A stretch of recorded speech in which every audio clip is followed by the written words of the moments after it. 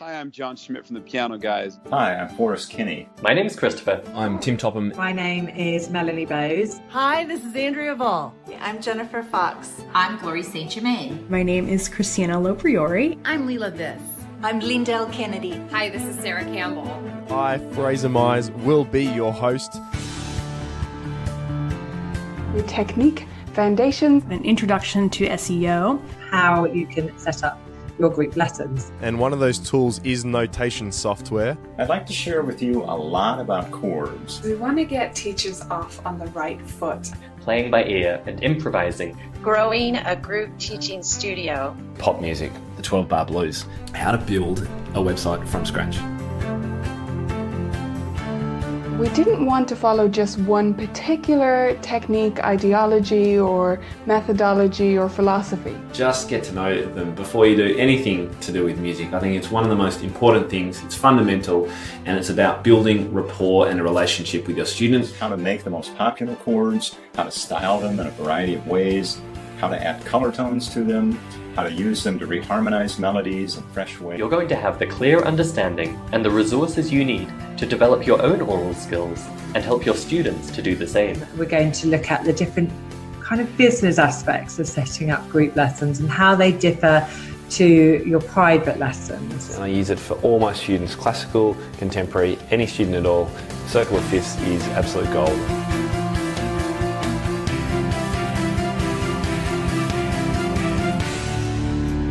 Welcome back to another episode of the Piano Pod. Here, tradition meets innovation. We bridge the timeless beauty of the piano with the dynamic pulse of today's world. I am your host, Yukimi Song. So for this episode, I invited Tim Topham, founder, director of TopMusicCo, music educator, and author of a recently published book titled No Book Beginners, Step-by-Step Framework for Creative Piano Teaching, right from Lesson 1. A leading text demonstrating the many benefits of delaying reading in beginner piano teaching. Tim has been helping to reshape and recharge the traditional landscape of instrumental music education since 2010. Tim's vision of a more creative, modern, and integrated approach to teaching has seen him speak on stages from US to UK and Australia. Tim is the founder of TopMusicCo, and when he's not in the studio, he enjoys cycling, coffee, and traveling with his family. Before getting started with this episode, I want to welcome all our first-timers to the Piano Pod. I'm a classical pianist and educator from New York City, whether diving deep into a piano career, working professionally in the classical music scene, or simply having a passion for piano tunes. This podcast is your backstage pass to the fascinating piano world. I also want to welcome back and thank you to amazing TPP fans and faithful listeners for tuning in today. Please rate and review the show on your favorite podcast platform because every rating review will help people find the show. I am thrilled to welcome Mr. Tim Topham to start our conversation. So stick with us for a reflecting discussion on keeping music education relevant in today's changing world. Please enjoy the show.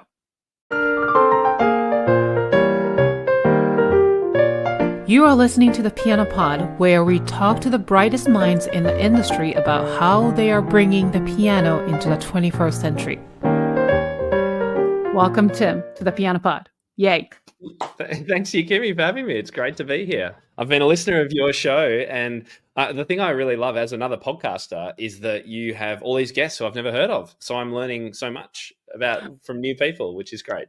Oh, thank you. Yeah, I am learning so much by doing this. And I also listen to your podcast. It's great. We're going to talk more about your podcast as well. Anyway, thanks for really being here and participating in the conversation today. It means so much. And you're right now in Melbourne, Australia, correct? That's right. Yep. Nice warm summer.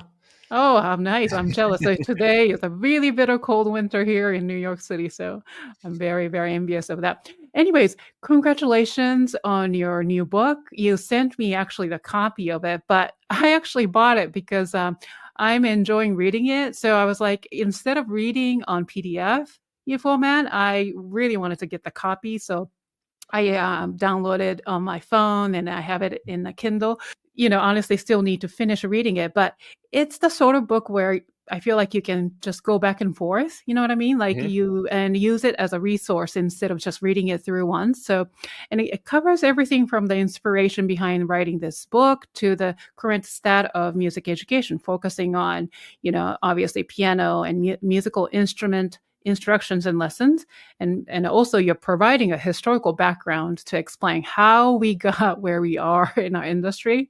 And it's very interesting. I love that sort of thing. And then also a practical framework for teaching beginners without relying on typical method books. So I kind of briefly explained what that book is all about, but in your words, in a nutshell, tell us what this No Book Beginners book is all about.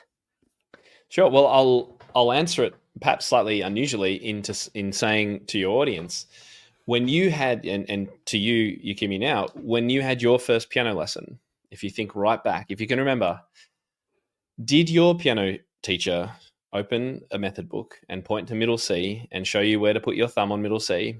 And they were probably held for 2 counts each, and you would be playing middle C, 1, 2, 1, 2. If you're lucky, you might use your left hand, 1, 2. And that was kind of lesson 1. Was that lesson 1 for you? Oh, yes. So I wanted to get out of it. And then I did, actually. Yeah.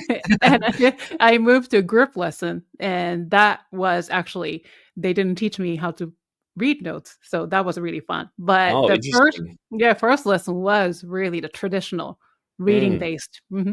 Well, if I asked that question I was in fact speaking at a conference yesterday, it was about 35 teachers, and yes, about 90% of their hands went up to say, yes, that is how I was taught. And so my question in answer to your question is, well, keep your hand up if you think that's the most imaginative, creative, musical, fun, exciting, enjoyable way that you could possibly start a music lesson with a student today. And of course, all the hands go down. I mean, no one in their right mind would think that's a good way to engage students and excite them in this journey they're starting when they are the most enthusiastic they'll ever be in that first lesson. So the book answers the question, well, if we all agree with that, and most people do, what do I do instead? And so I know that most teachers, if they've had some formal training, it'll be fairly traditional, fairly classical, and they will generally teach to some extent how they were taught, which will tend to be quite traditional as well.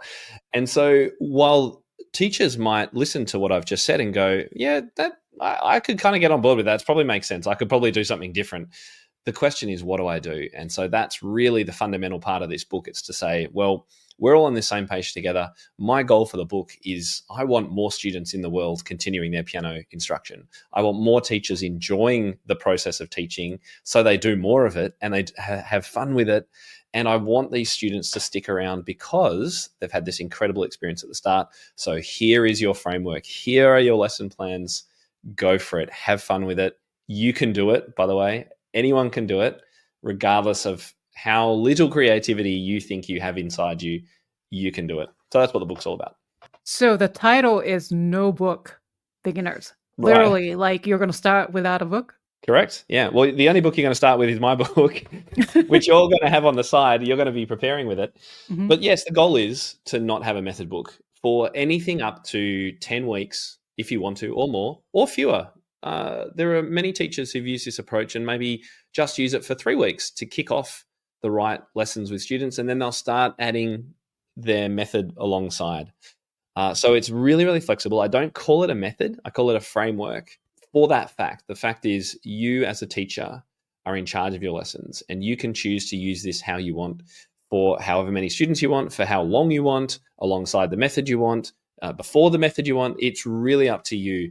But I hope, I guess, the first half of the book, which really explains the reasoning behind it, helps teachers understand the power that they could have by implementing this. I actually really enjoy reading that first part of the book, like the reason behind it. And I couldn't agree more in many, many aspects, because I've been teaching too. And also, I feel like reading notes comes to me much later. I'm saying this, I'm a classical pianist. Okay. So I don't want to get kicked out from the industry that I'm familiar with, and I am in. But the thing is that for a beginner, especially for those who are just really starting out and getting to know this black and white instrument, and then thinking, as a teacher, to start from the notation, it just sounds really horrible. And then that's not how you learn the language anyway. And the music, we usually associate music as one of the languages. And so I'd be really shocked to hear you say, I don't want people in the classical area to sort of be against this or my approach if I was to use it. Because in actual fact, what I want to make clear is that this approach will help students build their musical skills that will help them in whatever way they take their music, whether that's a fairly classical route, whether it's more of a pop route or a composing route, whatever it is. But we don't know. We're not going to know for a few years if we take on a 7-year-old where they might end up, what their passion actually is. This just lays the groundwork for the musical skills and fun and enjoyment, but primarily the musical skills, which method books so often leave out, which are things like the singing, chanting, clapbacks, playbacks, rhythm tapping, singing tonic and dominant, feeling home keys, understanding the difference between 3/4, 4/4 meter, and the list goes on. These are just critical musical skills that students should have. But unfortunately, when we just go straight to middle C and a book, we miss out on that opportunity. So this will help classical students in the future, and it has done. And there's no question about it. Absolutely, you're right. So why did you write this book? It seems like you've developed this sort of framework, and then you have a company, which we're going to talk about later, and you have a course that you offer, but you decided to write a book, which was written last year. So, yes. The reason is I'm passionate about it. It really saddens me to hear of students quitting too soon for no other reason than the way they were taught, or a lack of connection with their teacher, or teachers just not understanding some of the things that they can do without much change to really appeal to 2024, 2023 modern students and their learning and their need for a slightly different approach. So yeah, I really wanted to, I've been writing the blog. I started blogging in 2010 and podcasting in 2015. So I've been doing this all for a while. And out of that came this concept. I tested it. The first time I tested it, and I share the story in the book, was 2015. And it's been tested by well over 1,000 teachers now, who've all around the world who've used this. And there's a lot of testimonials you'll read in the book about the ways that they've seen this impact their teaching. So the long story short is really, I just wanted to get it into the hands of more teachers. I want more teachers to know that there's an alternative here. You said something about this modern teaching, let's say, market or students, the different, I'd say, ways of learning, or I don't know. What do you see in them? What's so different about this modern teaching or modern students? Well, there's so much that's changed in 10, 15 years. Family dynamics have shifted, have changed. Students' leisure time has changed. Technology has impacted everything. And it's changed things like students' ability to focus and what students expect of their learning. And this goes to classrooms as well. Classrooms are having to shift their approach away from the teacher just dictating everything and students writing it down. That doesn't happen. That happened for our parents' generation. It doesn't happen anymore. Well, if it does, it's not working, and it's starting to shift more to inquiry-based learning. And so one of the key factors we believe at Top Music is, and one of our pillars is, and I'd encourage all teachers to consider this, is having a student-first approach, giving students autonomy and agency in their learning. Now, that's going to vary. If they're a 6-year-old, the teacher's going to have most of the autonomy, going to be directing most of what's going on. If they're a 16-year-old, then that is flipped right around the other way, because a 16-year-old comes to lessons for a very particular purpose, and you need to know that purpose and help them with it, or they're going to quit very, very quickly. So we believe really strongly in this student-centered or student-first approach. And that's just one sort of element of what I believe has changed more recently.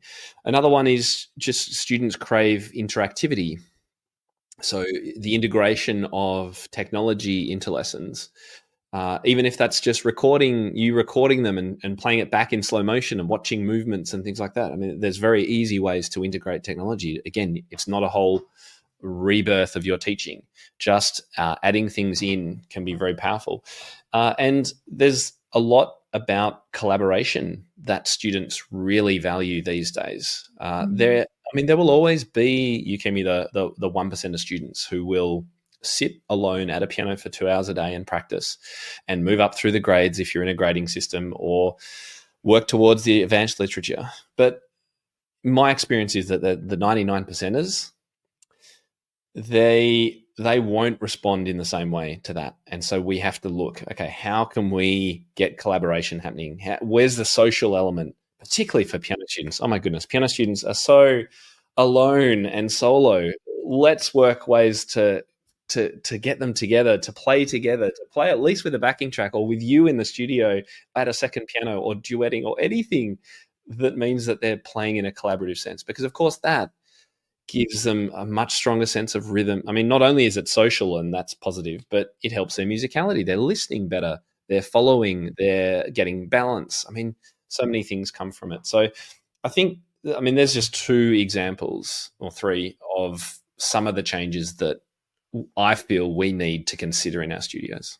When I was a child, compared to that time, and then now, as a music educator, our responsibility have completely shifted.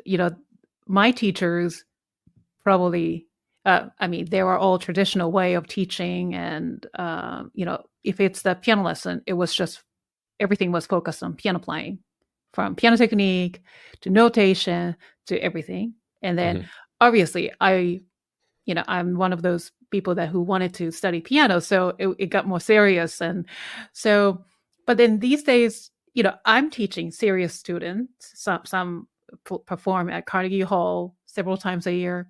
But then as opposed to, I have other students who one, I'm proud to say she wrote a song during the COVID shutdown, and then collaborated with her friend. So she produced a song and then available on Spotify. Oh, that's amazing. I know, but it's really interesting. So which means I feel like I am required to know a whole lot more than my traditional way of teaching, or the traditional way of learning, or the traditional way that I was taught. Right. And then it was kind of easy. Let's be honest. It was kind of easy teaching back then, right? Yeah. If you knew the repertoire and could play it and could teach it, everyone came in, expected you to help them with the notes, correct their mistakes, and go home and practice and repeat. Yeah, great. But and maybe again that worked for some students, but it's working for fewer and fewer students. With all the work and the conversations I have around the world. But you know what though, I would have found. Sorry to interrupt you. I would have found that so boring. So boring. Oh my goodness. Same method, same pieces. I can picture that they're going to forget that C sharp in that scale, and they're going to miss the E flat in this Bergmuller piece. I'm like, I don't want to even teach like that. It's so dull.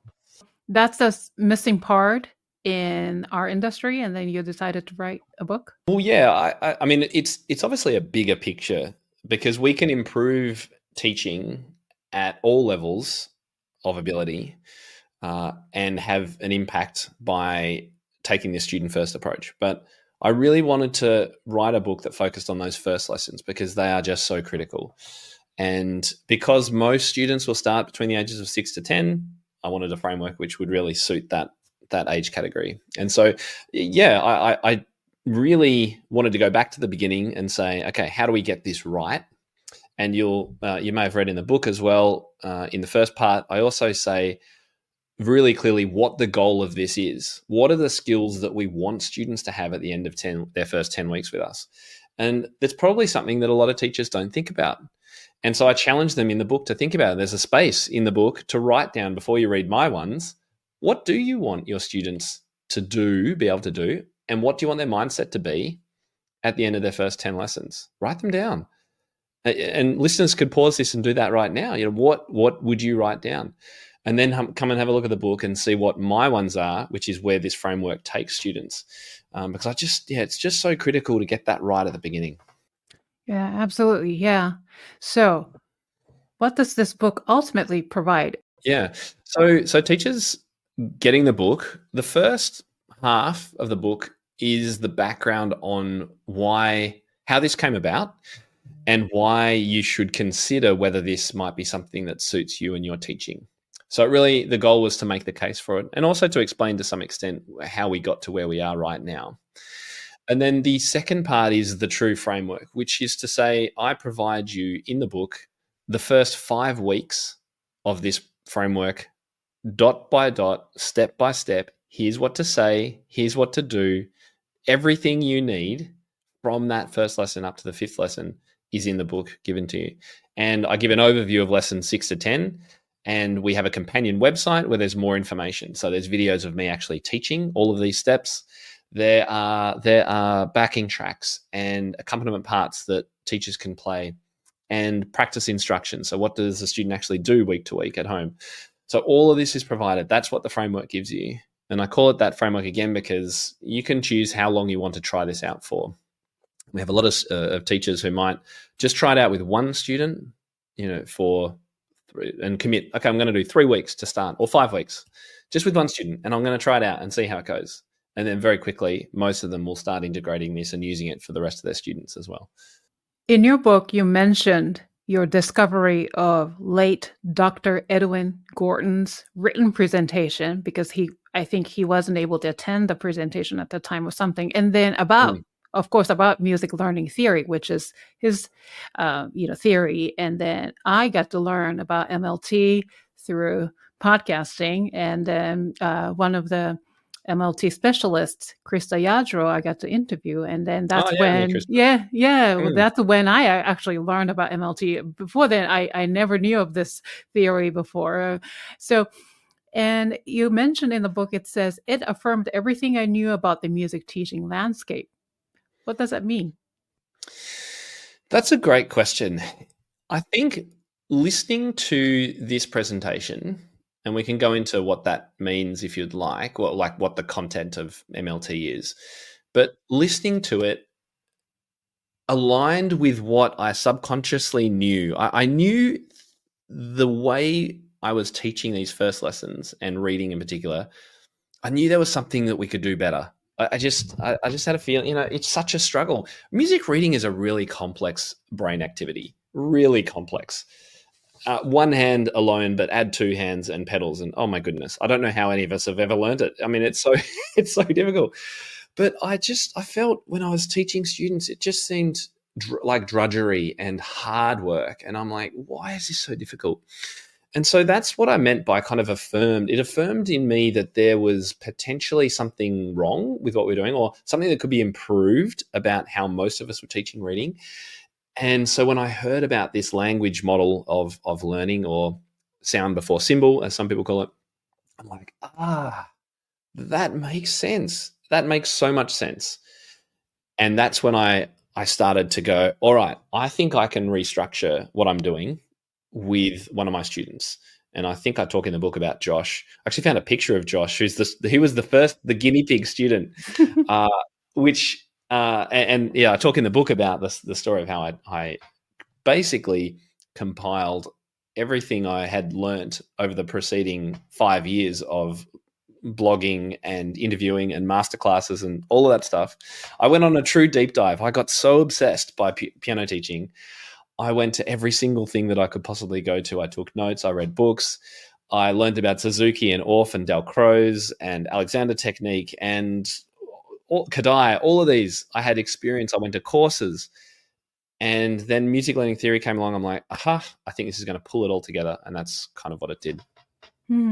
But what can you, specifically, what attracted, to me, let's say I compare MLT learning a language. Let's say, honestly, obviously English is my second language, and I didn't learn to speak till I came here as a college student, and I was already 20. Yeah, I was already 20 years old. And I aced everything in English classes in Japan. I'm originally from Japan. I'm Korean, but then I got all A's, but I couldn't speak a word of English. What a shame. I was able to sort of read, I was able to sort of spell things, and then I got A's, and I was prepping to go to a really good school in major in English language, but I struggled to speak, and I really wanted to say one sentence perfectly to express my feelings, but that didn't come till I came and jumped right into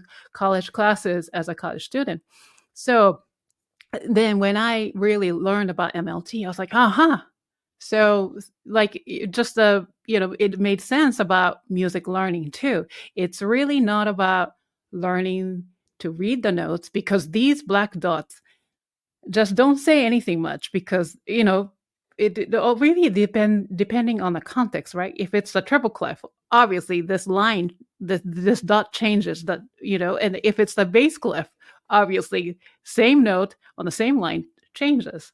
So It's so abstract. Yeah, I can imagine that once you were immersed in the language, that's when it started to click, and when you're starting to speak it.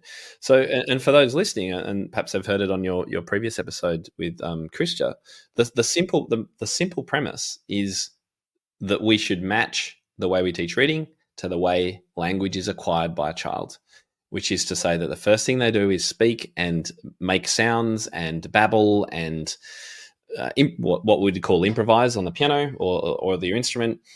And then they'll start to, hopefully get them listening. So audiation, so being able to hear music inside their head before it's, or without it being sounded out loud, but just being able to hear and understand before they get to reading. And, where do method books start? They start that process at step kind of 4, reading.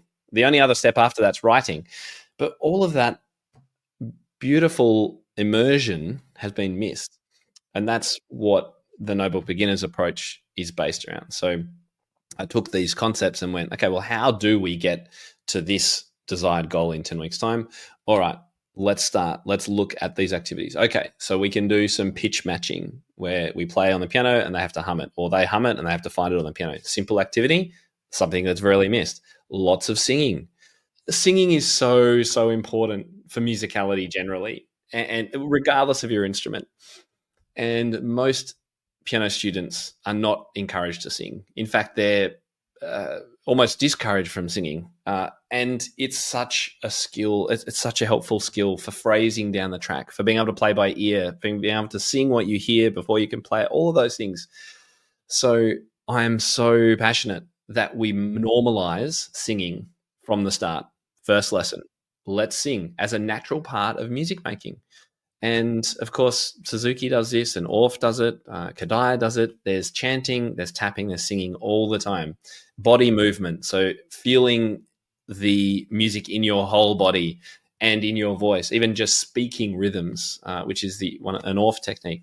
All of these things are just fundamental and so, so helpful for the future development of the musician. And that's why I brought it into these first few lessons.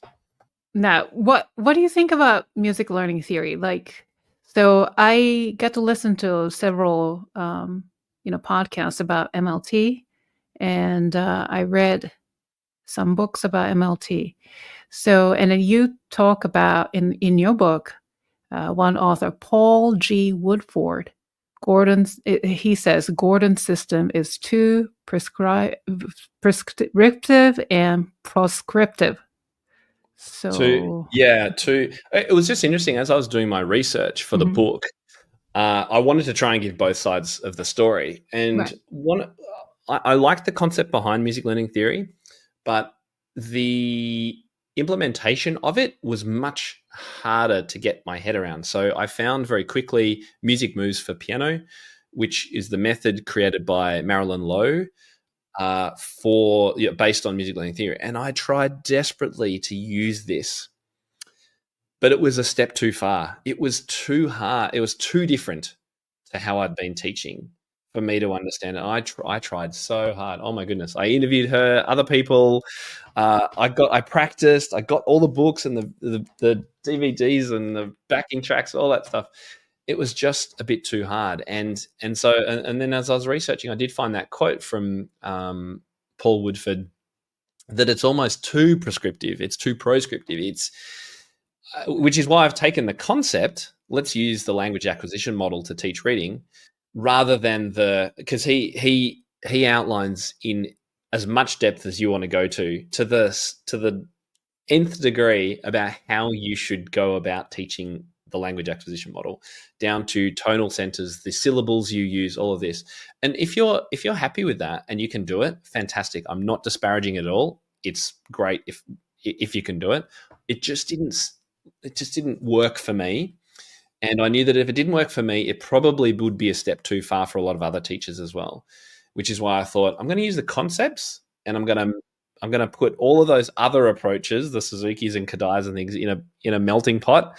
And I'm going to come up with something that I think, having worked with teachers for a long time, that they can understand and feel confident using, because there's no point having a theory if the practice of it is too hard to understand. Yeah.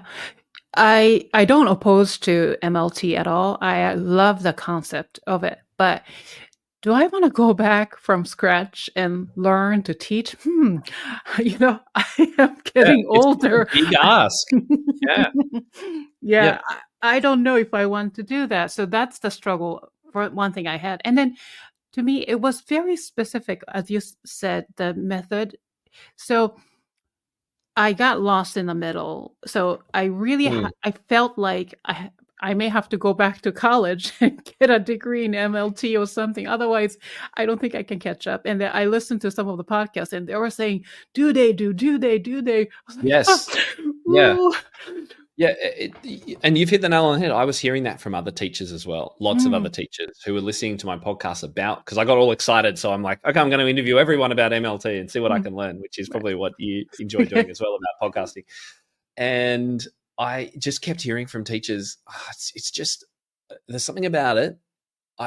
Like you've said, it's a step too far. It's a bit too hard. I don't quite get it. And Krista's, been created courses about it, which is great. So helpful. I agree. I think the concepts are great. And if it resonates with you and it feels authentic, which is super critical for any teaching approach you use, does it feel authentic? Because students will know instantly if it's inauthentic. If it's authentic for you and you understand it and you like it and you're getting good results, then fantastic. Go for it. As much as I have advanced students who perform Carnegie, but then I have a little kiddos too, like 6-year-old, so cute. And then it's like, brand new student. It's just starting from scratch. So it's really my responsibility to expose them to good musical habit, to everything. I also don't like so much starting from reading notes, opening the first page. Of course, I cover the basics, how to sit, how to form a good way to play the piano and so forth. But where do I start? So that's the question. Yeah. So although, I can teach them playing by ear, I can use the lead sheet eventually and playing, and I teach them chords, but they're not there yet. And that's exactly why I've put this together. And I also hear from teachers that there is an overwhelm of information coming at them about all the different things that they can do. And in some ways that's great, because 20 years ago, there wasn't much about creativity in music education. Now there's almost too much. And in fact, one of the things that teachers have loved best about the book are the self-assessments. I'm not sure if you tried one of these out. Basically, you get to rank yourself. I give you about 20 check-in statements in 3 different assessments, and you rank yourself, yes, this applies to me, or no, this doesn't describe me. I saw it. And and one of them's about how student-centered is your teaching right now. Another one is just how creative are your beginner lessons. And you add up your total, and I put you into one of 3 buckets, and then explain what I think is happening and what you should do. And one of them for that first, how creative are your lessons, or what are your beginner lessons like?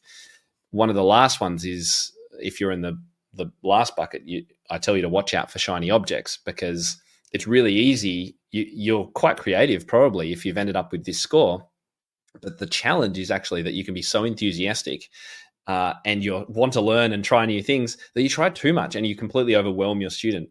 And as I describe in the book, that this actually happened to me. I almost lost an amazing student because I was just trying to do too much. So I guess there's that balance that we try and find as teachers between keeping current and following the traditions at work without overwhelming students. But it's really hard to do that without a structure. And again, that's what the book tries to do. Each lesson builds upon the learning of the one before. We revisit things from the week before. So I hope that it helps teachers not have to worry so much like you're doing. You know, what do I actually, like, I know I should do this and that, and how do I structure it? Don't worry about it. I've done it for you. Oh, that's great. You know, also, I don't necessarily want to abandon the things that I already have. Does that make sense? Like, as a teacher, I've been teaching over 25 years. Oh my gosh. Then it's like, do I have to break all these things that I've developed? And then, you know, that's the impression I got from MLT. That's why I was like, yes, a little bit depressed. It's like, do I have, I felt like all these years of blood and sweat. And I thought I did my research, I did my work, and then do I have to abandon everything and then start from scratch?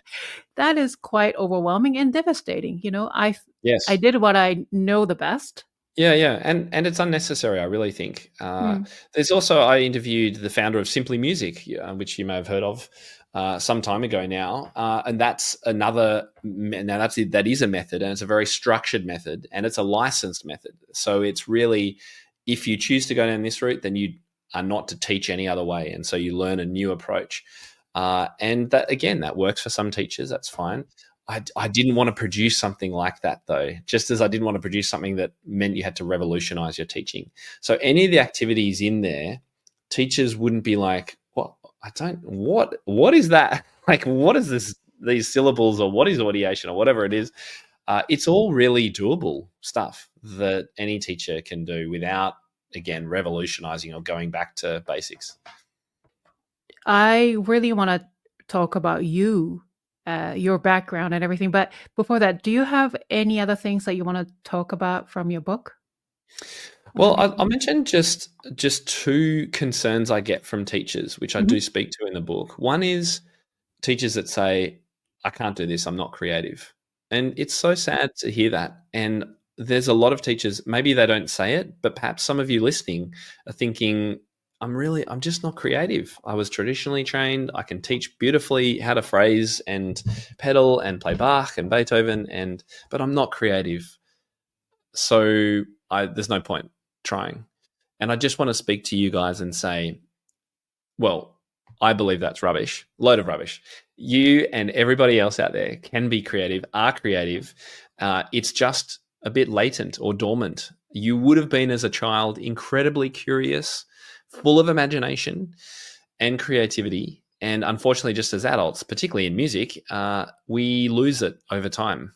And I want to bring that back to you and prove to you and show you how you are creative. You are innately creative and can have such a large amount of fun doing this, doing these creative activities with students. And if you're not convinced, grab the book, because there are examples after examples of teachers who thought they weren't creative, who have used this approach and then gone on to make it even more creative. So they've taken an animal improv story or our Around the World improv activity, which is a multi-week program where they get a motif from different parts of the world and they create stories around it. And I've had teachers then go steps further to create videos around it, or headdresses and outfits to go when they perform these things. I mean, it's the book and the framework is a great spark for most teachers' creativity. I'll challenge you and say, I reckon you would be hard pressed not to go, what if we did this, and go off on a little tangent, and that's great. The second concern is what are parents going to think? Because so many parents have been brought up with this method book approach. So what am I going to say to them when they're not using a method book? How do I reach them? And so there's just one quote. I'll read a short quote in the book about this. When Elisa Milne, she's an Australian pedagogue, talks about this, just being modern and progressive and creative and imaginative in your teaching. And she says, if parents find this strange, Tell them that it's much more important that you explore rhythm, pulse, creativity, and improvisation before they start reading. I've never had a parent anything but thrilled to see their child exploring lots of sounds on the piano, using all the keys and pedals, and having a ball.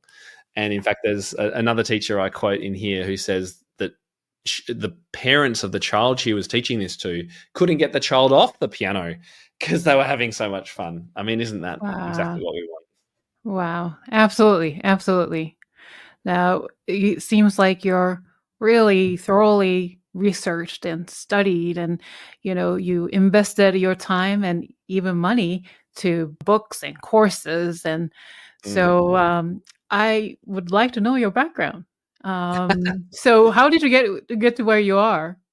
Well, it's a very roundabout story. I had a very not normal route through music education. And in fact, any of your listeners who are members of the MTNA in America, I was interviewed and featured in there about the upcoming conference coming up in March. And the title of it was something like Sliding In Through the Side Door, how Tim Topham came to be doing what he's doing, or something like that. And it's by my great friend Leela Viss, who's an amazing teacher in Colorado. And anyway, long story short, it was a very unusual sort of path. I studied music. I started learning piano at age 8 with an amazing teacher called Miss Mac, who I speak about in a lot of my videos. She was an incredible influence on me. But drifted away very quickly from the traditional music. I did sort of a couple of grades up to grade 6, and then I went into jazz. And then I also did some study at school before I finished school. And then I went in a completely different direction. I wanted to be a classroom teacher, but I wanted to teach what we call over here outdoor education. So it's taking students away out of doors, outward bound, maybe more relevant term, where you're abseiling and climbing and canoeing and cooking and all those kinds of things in tents. And I loved that. And I that was what I did for the next 6 years or so of my life.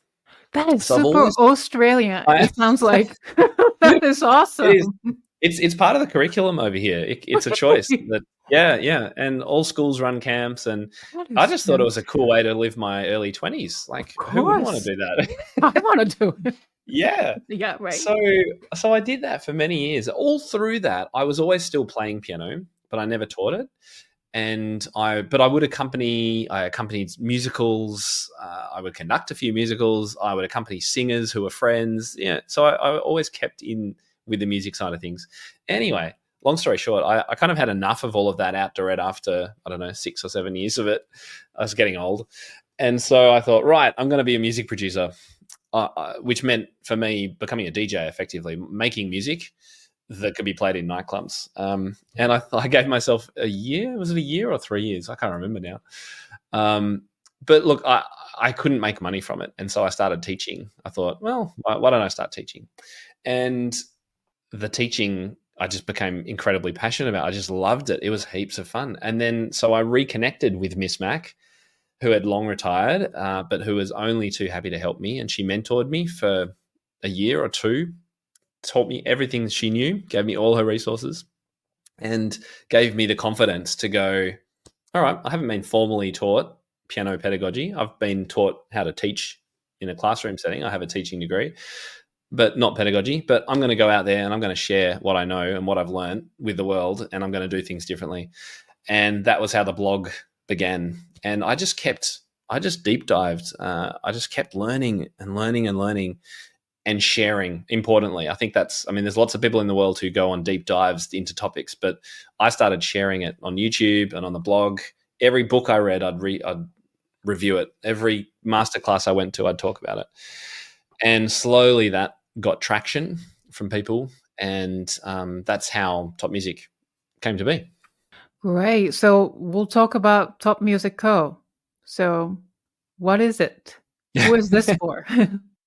So TopMusicCo is for music teachers, predominantly piano and guitar teachers, but I hope we do serve teachers and will serve in the future, teachers of all instruments.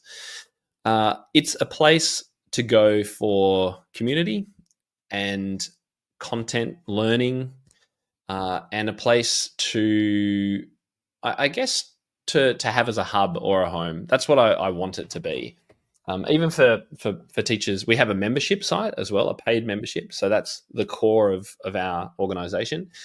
But for those who aren't in that, we have our YouTube channel, lots on social media, and our blog, which still gets many, many views and lots of downloads. The amount of free things I've given away, I mean, we have, I don't know, well over 100 free downloads, how to teach modes, how to teach the blues, so all of these things all over our website that people can find through Google. And about 600 or 700 blog articles. I did 7 years of podcasting. There's almost 400 episodes of podcasts. So I just wanted to give people, just give content, because when I started teaching in schools, so soon after reconnecting with Miss Mac, I started teaching in schools. So it's not really done in America so much, but students will come out of a lesson, like their maths class, and have a one-on-one piano lesson for 30 minutes and then go back to class. And that happens in Australia. That's the standard way, and England, for people to be taught. So I started teaching in a school in that way. And I would just get teachers sort of knocking on my door going, that is so cool. What is that? You got to show me what you're doing. And that's when I really started going, okay, maybe there's something in this that teachers aren't doing. And my studio, the numbers at the school built, I had to hire another teacher. It just sort of confirmed with me that there's a lot of need for information. There's teachers out there who want to get better and they want to do things differently. But it's really isolated, as we all know. So hence wanting to bring everybody together in a community. Wow. I'm impressed, really. And what a resourceful person you are. I think it comes down to your curiosity, right? Yeah. I'm just as curious about business and marketing and how do I attract teachers, how do I get in front of them, how do I help them, as for helping my students and developing these resources for teaching. So I am a very curious person. I am quite entrepreneurial. I like asking questions, solving problems, connecting, networking, all of that stuff. So yes, that's always been part of my DNA, I think. Oh, wonderful. Now, so then your company offers a membership site and also a course as well? Over 50 courses actually. So it all started with one course. So I mentioned earlier I was building up content. I was just sharing content and I was collecting people's email addresses. And I eventually emailed all these people, and I think there's maybe 1,000, between 1,000 and 2,000 people on the list at that stage. And I said, you're following what I do. What would you like me to create? What is your biggest problem? And the biggest number one pain point was how to teach a student a pop song, because no one teaches that in pedagogy school. If anyone even goes to pedagogy, no one knows how to do that. And there are some tricks to it, because teaching it via notation is more often than not impossible, but also frustrating, but also not very musical. There's so much more you can learn by teaching it through the chords. So I put together a course at the end of 2014 on that to answer that question, because I knew it was a burning issue. And that led to the start of the membership, because I started after I released that course and it did very well. I started getting lots of questions from teachers going, how do I do this? Or what did you mean by that? I'm like, I can't keep up with all these one-on-one emails. So how about I build a community and everyone post your things to the group so that I can share with everybody. And then that developed into, what course should we do next? And that has just built over time. And now there's courses from lots of other specialists, not just me. Wow, that's incredible. I tried, but building a course is it's not my thing. It's hard. Not for the faint of heart. Yeah, I know. It's hard. Anyway, through your community, what's the common struggle you see from your members? That's a good question. So people come in, one of the challenges we have in serving our members is that they all come in with different challenges and different goals and different approaches and different everything. So to pull on a couple of common threads, I would say isolation is a big one. So a lot of our teachers come for the community aspect, just having a place that's a hub and a home where they can ask questions without fear of reprimand, which does happen in Facebook groups, sadly, get support, be looked after, and also in that space be able to find ideas, fresh ideas. So I think a lot of teachers just they know perhaps, and I've heard from them in testimonials before. They've said, "Look, I was just close to quitting. I'm just bored. I'm burned out, and I was bored." And we came in, and my eyes were opened, and I'm like, "Oh my goodness, I could do that. Oh, okay, I'm going to go and try that. I didn't know that was allowed." Giving them almost confidence, definitely confidence that they not only can do something fresh and new, but that it's okay to do that. You're not breaking any rules, you're not upsetting anybody, it's okay. And people do say, I've found my group. I finally feel like I found my group because you're making me feel like it's okay that I do things a little bit differently to the traditions and the norms. So that, it is hard to find like one or two really strong threads that go through everybody, because so many people come in at different stages in their career. Some want to build a big studio and hire 10 teachers and have 1,500 students. Others want 5 students and they're really happy doing that as just a hobby. So we try and cater for everybody. Right. What are the trends you see or hope to see in piano teaching? Trends. Okay, so I think we are seeing a trend that adding creative aspects to lessons. And that could be anything from doing some improvising to helping students write a song, to taking out the left hand of a piece and playing chords instead, to any of those aspects. I call it all of that being creative. We have seen, since I first spoke at a conference, which was 2015, which is when I heard the MLT speech, we've seen a huge shift towards people and organizations embracing creativity, and the explosion in podcasts and blogs and people creating resources around this. So that is a trend that I'm super delighted that is happening, because I really do believe that only good will come from being more flexible and adding more creativity into music lessons. So that's been a great trend. There's definitely a trend towards group teaching. I don't know if you've seen that as well, or in people that you've interviewed. There's now quite a few different conferences based online and in person based around group teaching. And there's a lot of teachers who I think are looking at this for 2 reasons. One is because I think we mentioned that before, that social aspect of student learning is so important, and group teaching is a great way to do that. Secondly, income. So when I created Top Music Pro, I didn't want it to just be a pedagogy resource. It is pedagogy and business, and we have always included resources on both those topics, because ultimately, if you're not running a sustainable business, you're not going to do this for very long, and you'll burn out and you will quit, and then we've lost all of that great goodwill with all your students. So we want to support teachers to run a business better, to have enough students, and group teaching is an option for that. And even if it's just 2 people with a 15-minute crossover having 45-minute lessons with 15 minutes shared, there's so many different ways that you can structure group lessons. So if you're kind of new to this approach, when I say group teaching, don't necessarily picture a room with 8 students all at keyboards. It can be 3 students with different variations of overlapping. It could be buddies, so 2 people at once. Or it could be a classroom of 8 people, and there's plenty of people in Australia and I know Texas is really strong on this as well, who do that. So that's definitely a trend that I'm seeing at the moment.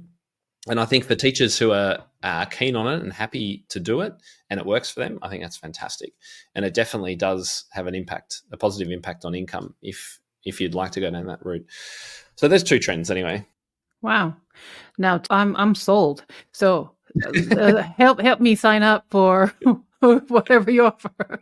So where's a great way to start a person like me who's been teaching for 20, 25 years or so, and then, maybe want to belong to the community, or maybe want to follow some of the blog posts you do? What's the best way? Yeah. Well, we're kind of on just about any platform that you might want to hang out on. So if you're a Facebook kind of person, then search for TopMusicCo, find our group. We've got a group called teachers of beginner and intermediate students or something. We do link that from our website if I got that wrong. So if you'd like that, yes, come and do that. If you want to just check out the blog, go to topmusic.co. Up the top, there's a number of menus, and you can choose to learn and have a look through our blog articles, or you can search for something. Or if you have a particular question or concern or something, then just Google that question with Top Music in the search, and you'll find whatever we might have on it. So maybe you're like, how do I teach a pop song? Or how do I get group teaching started? Or how do I best teach beginners? Whatever it is, and it'll lead you to any number of downloads. And jump on our email list. If you download something and put your email in, you'll be on our email list, and we keep up to date with our people every week with sort of what's new, what's happening, any sort of trends, as you say, and upcoming webinars that we've got. So we try and do free training webinars every month or so. We're releasing a course this month in February all about teaching neurodivergent students. So we've had a course already on this for some time, but we've got a completely updated and rebuilt course. It's amazing. It's so epic. And we're doing a webinar on that, so teachers can ask questions and we can answer their questions. So that's a hot topic. Yeah, and we want to give confidence to teachers on that, because yes, there are challenges involved, but if you've got a few strategies and you've got a framework behind that you can work towards, you can have so much more success and confidence in that area. So our course is called Unfazed, how to teach neurodiverse students confidently. Cool. So you can look that up. But yeah, go just explore the website. And if you are interested in joining our community, it's at topmusicpro.com. Topmusicpro.com. Okay. We'll do that. Yes, and I will list all the links in the show notes as well. Hey there, TPP family. The Piano Pod is now into our 4th season, and it's all thanks to you. Since 2020, you've been with my journey with the TPP, exploring this burning question: how do we make classical music resonate with today's audience in fresh and captivating ways? 4 years in, and the journey has been nothing short of magical. The Piano Pod isn't just a podcast, it's a movement, a space where pianists, composers, and educators brainstorm, debate, and reimagine classical music's place in our fast-paced world. We're together on a mission to ensure classical music doesn't just survive, but thrives in our modern age. But here's the thing. To keep bringing you these insightful bi-weekly episodes, I need your help. Every bit of support goes into the podcast essentials, from hosting to high-quality recording tech and the countless hours behind the scenes. So do you want to be part of this journey? Click the PayPal link in the show notes or head to thepianopod.com to donate. And as a token of appreciation, I will personally mail you the Piano Pod's snazzy logo sticker. So hit the subscribe button, spread the word, and let's continue our mission and journey as classical musicians. Now let's continue with the show. Now, your fellow podcaster, so how am I doing as a host so far? And how are you feeling on the other end of this podcast? It is. I really enjoy actually being on the other side sometimes. Oh, yeah? Yeah, for sure. And I've been interviewed about the book a few times recently, and it's good because it forces you to think and clarify. In fact, writing the book itself was one of the best exercises I've done in clarity of thought, formulating ideas, and structuring things. And so now being interviewed about it just sort of backs that up and supports it. So you're doing an absolute cracker job, as we might say in Australia here. Cracker job. Well done. Oh, me? Huh? Yes. Yeah. That's great. Very kind of you. It means so much. Yes, go ahead. No, and I can tell you've put a lot of thought into it. You've read the book or parts of it, and I think that's really important for anyone that's interviewing and doing a podcast. So tell us just briefly about your podcast. Yeah, so my podcast is called the Integrated Music Teaching Podcast, and it's actually on a pause just at the moment. I got to episode 370 or something, and I just needed to have a little break. So we've actually launched a new podcast called the Top Music Piano Podcast with a new host, specifically to look at piano. And my show I'm sure it will come back at some stage, and it will be more general music teaching, instrumental music teaching, but not necessarily piano, because we also have a guitar podcast too. And I use the word integrated because I believe that creativity and creative activities are best done or explored in lessons when they're connected somehow with a learning outcome and a concept that you're trying to teach. So it's super fun just doing some 12-bar blues at the end of a lesson. But I want teachers to start thinking, is there a way that I can connect that work that I'm doing on the 12-bar blues with their understanding of theory or history or whatever it is? And that's the sort of integration that I try and talk about and have done for a couple of years now. So it's going one step further. It's about not just being creative, but it's about integrating creativity, and not just creativity, but connecting multiple parts of a lesson together for a student. So I'll just give you one example, which would be I have teachers come up and say, my students hate playing scales. How do I make scales more interesting or valuable? Have you ever had students say that, or have you heard about it? Oh, yeah. All the time. Yeah. Yeah. Mm-hmm. So my question is, what is the purpose of learning scales? And most teachers will say, well, it's a technical exercise, builds agility and finger independence and blah, blah, blah. And all of that is true. But, and here's where the integration can be really powerful. Students should know, or you should help them understand, that the notes of a scale are built around the key area. So if you're a D major scale, you're in the key of D. And pieces of music are also in keys. So a piece of music in the key of D will use the notes in the melody of the D major scale. We're simplifying, of course. We're just talking fairly simple music, but that's the basis. Most students won't know that. So having them know that is one step, but that's not really the integration. The integration is finding and asking yourself, okay, what activity could I do that actually cements that for a student, that makes it come alive? Yeah. And so a really easy way to do that, to make this connection between scales and key, would be to say, all right, let's use the notes of the scale that you've learned, the D major scale. We've been playing it for weeks. You know it inside and out. Let's now use that to make up a melody over a simple chord progression in D major, so that they can start going, oh, okay, now when I'm learning a new piece, okay, what key is this in? That's going to be the first thing I ask myself, because I should probably know that scale.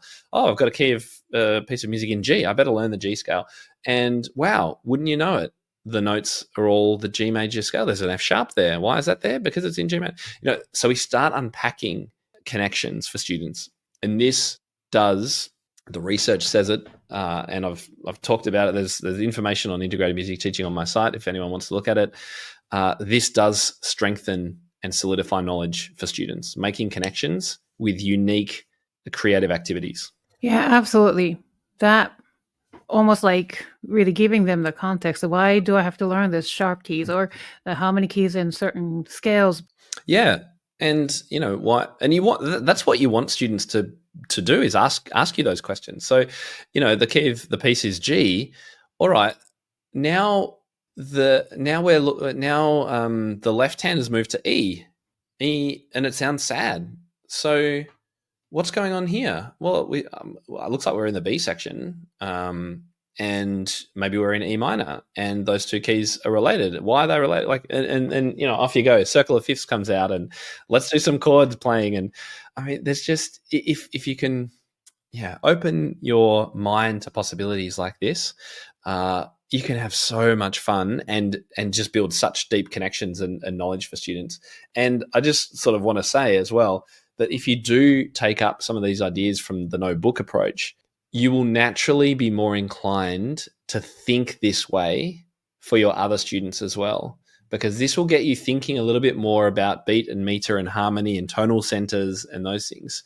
And next time you have your student who's doing some early intermediate work, you'll go, I did this in the notebook thing with my beginner the other day. We should just tap out this rhythm, or we should play this chord progression because this is an A minor, and you'll start to think a little bit differently. So if what I was saying about the integrated music teaching is like, oh, over the head, that's a step too far. Totally understand.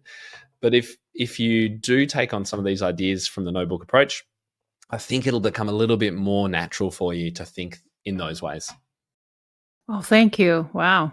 I'm learning so much from this conversation. I don't want to stop, but it's, we are coming to almost close to toward the end of the conversation, but I have a few more questions. So just bear with me. What does it take to be considered a 21st century music studio, or how can a music studio be recognized as a 21st century music studio, you think?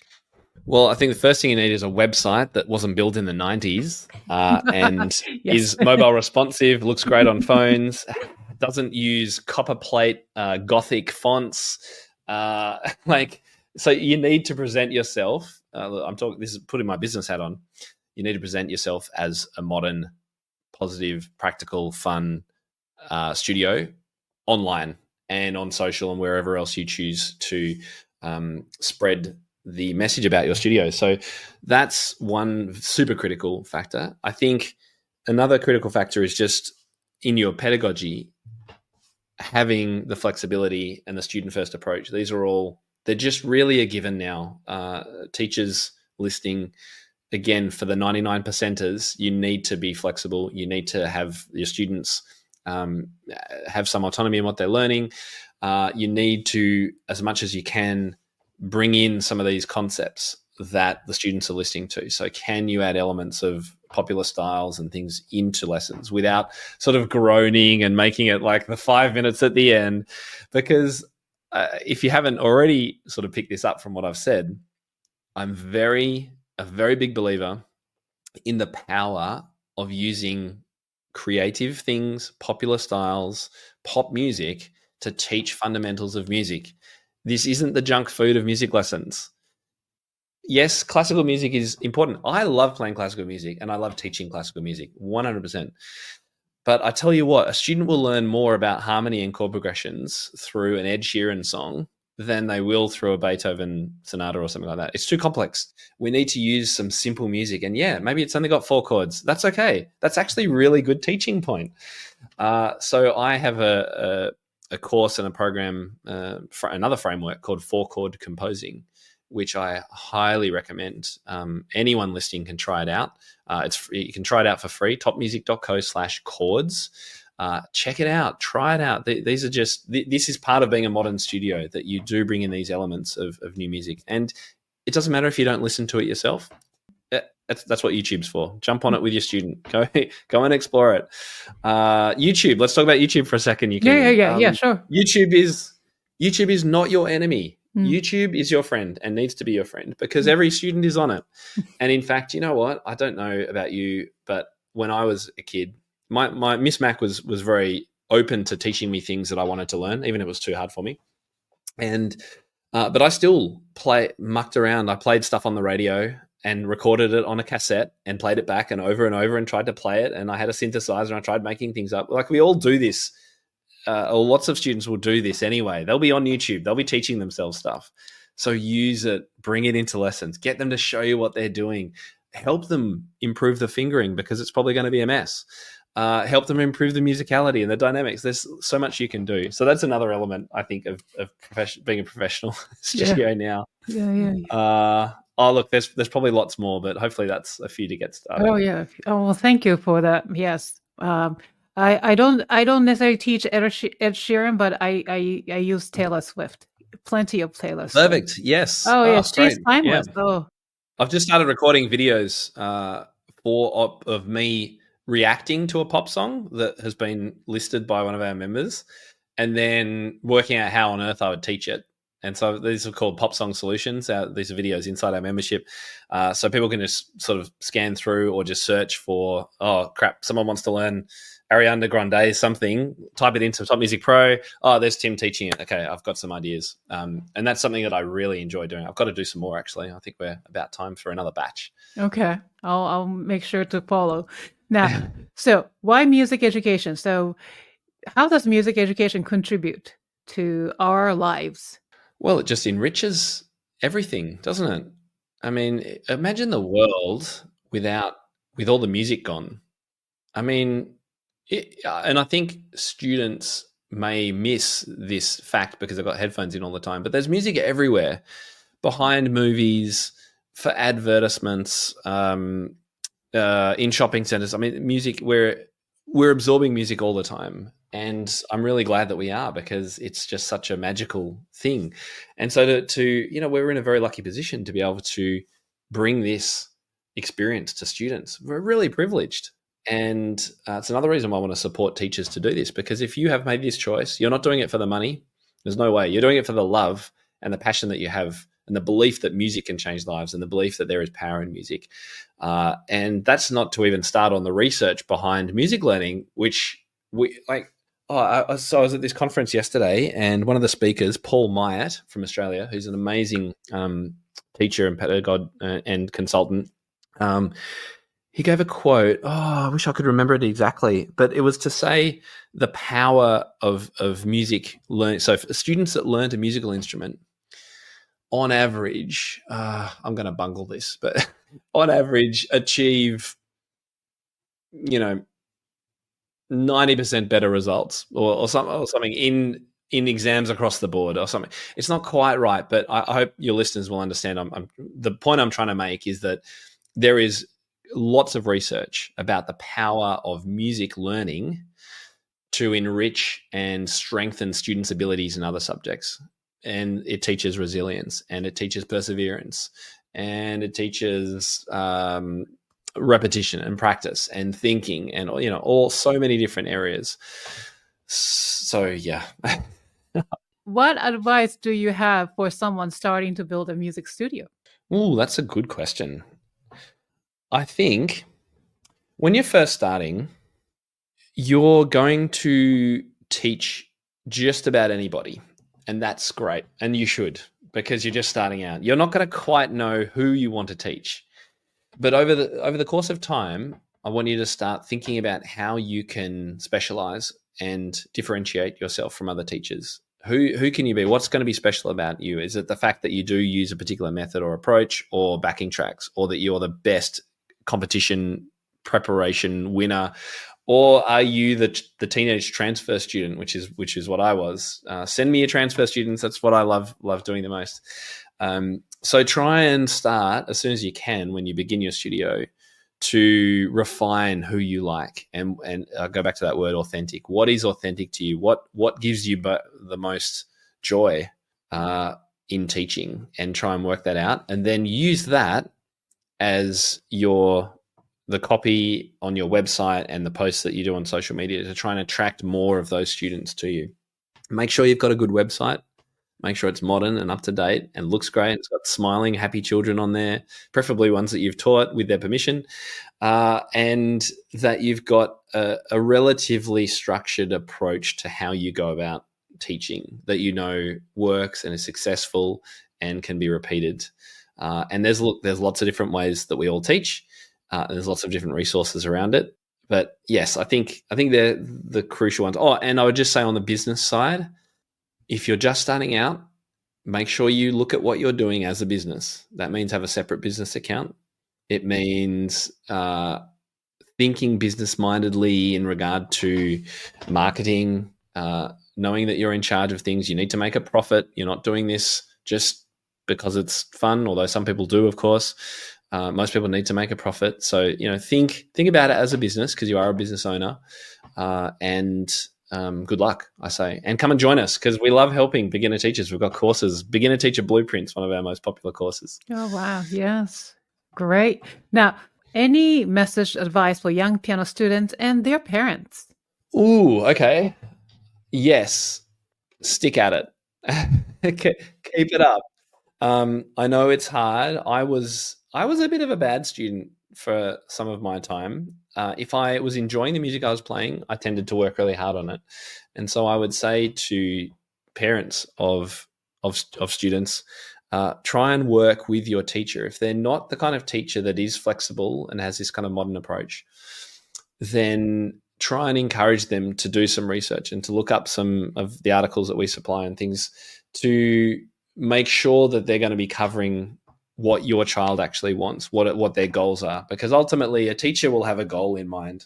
The student will have a goal in mind. And if there's not crossover and alignment, then that's when we have student drop off. So we really have to make sure that there is alignment between those two things. And parents, I've been a parent. I think I'm a bit of a failure as a parent in some ways because both my children have stopped learning music. Breaks my heart. But we know that my younger one is incredibly musical, and he will pick up any instrument and can play it, and he can sing, and it's really annoying because he's really good at all this stuff. He doesn't try. But the thing I do notice is that he will wander around and just pick up a guitar and start playing it for a while. So he's not having lessons, but he's still musical and enjoying it. And so to the parents, I would say, last comment, there's going to be times when your child isn't going to want to practice and may want to quit. And I can't give you the advice as to which way to go, whether you keep pushing them or whether you let them quit. It's so hard, and I feel for you, and I know it's really tricky, particularly if you are a musician yourself. But hang in there and keep encouraging and keep helping the teacher as much as you can to keep your child engaged. Yes. Without mom and dad, teachers cannot do by ourselves. So, it's definitely a triangle. Oh, definitely. Well, thank you. So for those who are listening, Tim has a book, Notebook Beginners, available on everywhere, Amazon, Kindle. Yeah, and if you want you can grab a download of it if you prefer a PDF and you just want to flip through it on your iPad or something. You can get that at topmusic.co/book. And if you grab that, you can also get the audiobook. So I have recorded the full audiobook as well. Oh my goodness. If you're listening. So that's all. Yeah, that's all on the website. Or yes, as you said, Amazon for Kindle or paperback. Mm-hmm. Great. And then also Tim's podcast. Well, it used to be the Integrated Music Teaching Podcast, but now it's the piano. The Top Music Piano Podcast. So search for the Top Music Piano Podcast. Great. And also, of course, topmusic.co to learn more about Tim's business and community. So this has been a really fun, inspiring conversation, Tim. But before I let you go, we have to do this TPP rapid fire questions. It's a ritual. Oh, no. We have to get through it. Yes. Oh, and then these are these are actually really silly but tough questions. So get ready. So we'll start with something easy. So level 1. What is your comfort food? Mum's roast chicken. How do you like your coffee? Strong cappuccino. So with some milk. Okay. Cats or dogs? Cats. I've got 2. Oh, how sweet. Sunrise or sunset? Oh, I'm a morning person. So sunrise, I think. Okay. Summer or winter? Definitely summer. Paper book or ebook? Ooh, ebook, I think. Yeah. Okay. Now level 2. Oh gosh. What skill have you always wanted to learn but haven't had a chance to? Oh, easy one. Helicopter pilot. Oh, I've had 2 first lessons and I've never got any further because it's too expensive. Well, maybe you'll... One day, I'm going to do it. Mm-hmm, mm-hmm. Yep, I will. Okay. What is your word or words to live by? Try anything once. What is the most important quality you look for in other people? Kindness. And name 3 people who inspire you, living or dead. Okay. My parents, most definitely. My husband, David. And I'm going to choose a business person because my whole business started on the back of one book, which was a book called .com Secrets by a guy called Russell Brunson, who some of your listeners may know is huge in internet marketing circles. And without his book, I'm not sure I would have got where I am. Now, name one piece in your current playlist.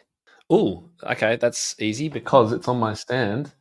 Which one I'll choose? I'll choose the Fantasy in F minor by Chopin.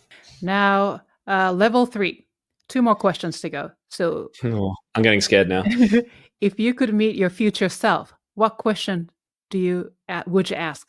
I would ask. Oh my gosh, I really don't know because I was thinking I would ask, how do you feel you lived your life? And I'd like to think that, yes, I've had an impact and I've left a legacy. No, maybe that's probably the thing that comes to mind. Yeah. Great. What a great answer. Last question. Fill in the blank. Music is blank. Could be so many things, couldn't it? Well, the first thing that came to my mind is music is life. Mm-hmm. That's like the favorite answers. Is it? Yeah. Okay.